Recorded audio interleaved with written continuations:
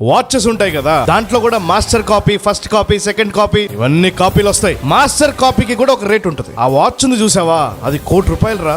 Original ఈ fake watch పక్కన పెడితే కూడా 1% డిఫరెన్స్ లేదురా. ఇది 5,000కి ఇచ్చేస్తున్నాడు రా వీడు అంటే. దాంట్లో ఉన్నది లో క్వాలిటీ మాత్రమే, అది నీకు బాగా తెలుసు. ఆ ఒరిజినల్ కాపీ ఉంది చూసావా, వాడు సౌండ్ చేస్తే లాయర్స్ ఏమి, జడ్జిలు కూడా నిలబడతారు. కానీ ఈ మాస్టర్ కాపీ ఉంది చూసావా, ఊరందరికి చెప్పుకొని తిరుగుతుంది చూసావా, కాపీ కొట్టిన బ్యాచ్ సౌండ్ చేసిన న్యాయం దాని పక్క రాదు. కాపీ కొట్టింది చాలు బాసు. ఒకడు ప్లాన్ ని కాపీ కొట్టింది చాలు, ఒకడు ఐడియాలజీని కాపీ కొట్టింది చాలు, ఒకరు ఏదన్నా చేసి పైకి వచ్చేస్తే వాళ్ళ లాగానే మాట్లాడాలి కూడా మనం చాలు. ఇక ఆట మొదలెడదామా అన్న ప్రతిసారి కాపీ కొట్టడం కాదు, ఆట మొదలెడితే ఆట చూడడానికి కూడా బాగుండాలి. 2026లో 2 నెలలు నీ బుర్రకి పని చెప్తే కత్తి లాంటి ప్రోడక్ట్ ని లాంచ్ చేయగలిగిన సత్తా నీకుంది. మనం బుర్రని వాడకుండా ట్రెండింగ్ లో ఉన్న ఏదో ఒక బిజినెస్ చేద్దాం అనుకుంటే సంక నాకిపోవడం తప్ప ఇంకోటేమో. నేను కలిసి గెలుద్దామన్న ప్రతిసారి నాతో పాటు కొన్ని లక్షల మంది నిలబడ్డారు. కలిసి పని చేద్దామనే ప్రతిసారి చాలా మంది నిలబడలేదు. పని చేయడం అంటే ప్రయత్నించడం కాదు, చేయాల్సిందే పని.